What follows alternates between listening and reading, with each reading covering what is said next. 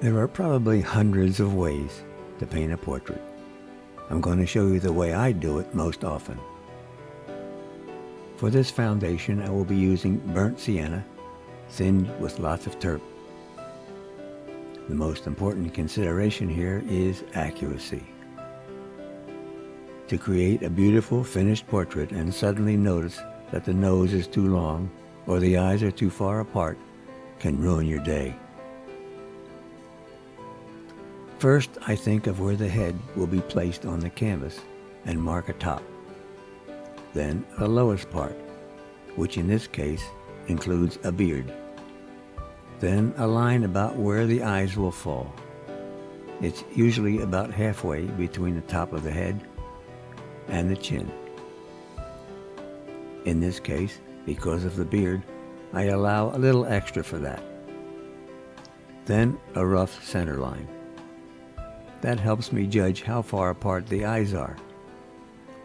And also, it helps me judge the width of the head as compared to the height that I have already marked.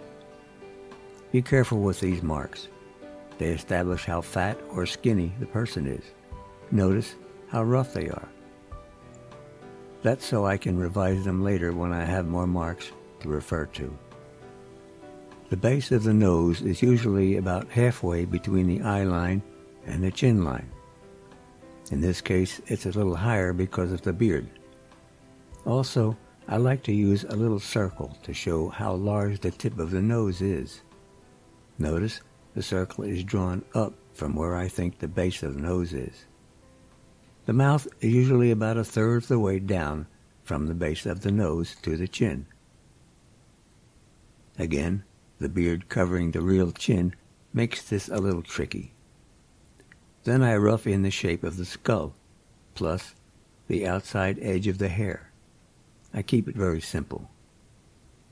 The lower or muzzle part of the face is also important for showing if the person is on the heavy or thin side. Keep the marks very sketchy for now. I had more references on the canvas now, so I did an overall check on the look of what this foundation looks like. Looks good, so I strengthened the location of the eyes and eyebrows a bit. Started throwing in some shadow shapes to get a feel of the roundness of the head. Also threw in a few notes for where the cheekbones are.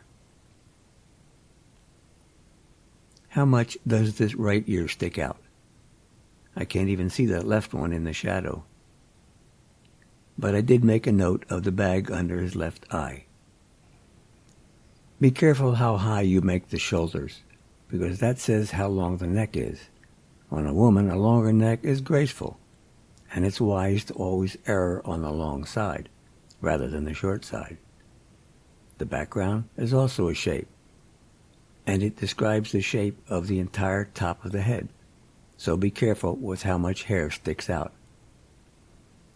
Here I did see what looks like the earlobe on the left ear, so I was careful to leave that open. Well, it's time for blocking in some shadow areas to separate the light areas from the source and the dark areas for the shadows. I didn't need that crude center line anymore, so I used some turp to take it out. I made those darker shapes in the shadows a little stronger. The darker shapes get as dark as I can get with this paint.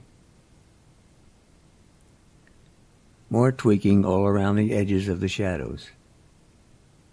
As I said up front, in this foundation stage, the accurate relationships in space and size of all the elements, like the eyes, the nose, and the beard, etc., was extremely important. Now what I look for is the value and color of each of the shapes that make up the illusion of a three-dimensional object on the 2 dimensions of the canvas. You are a magician.